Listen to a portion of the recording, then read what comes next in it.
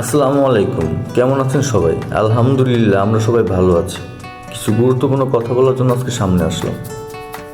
এক গ্লাস পানি পান করতে গেলে আমাদেরকে সব সময় কয়েকটি বিধান মানতে হবে।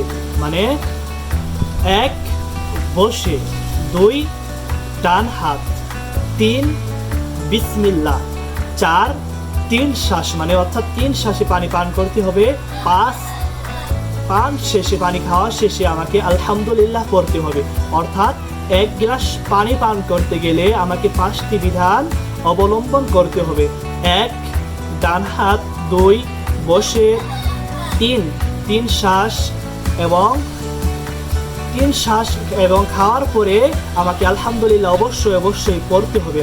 আল্লাহ রাব্বুল আলামিন সবাইকে মানার জন্য তৌফিক দান করুন, আমিন।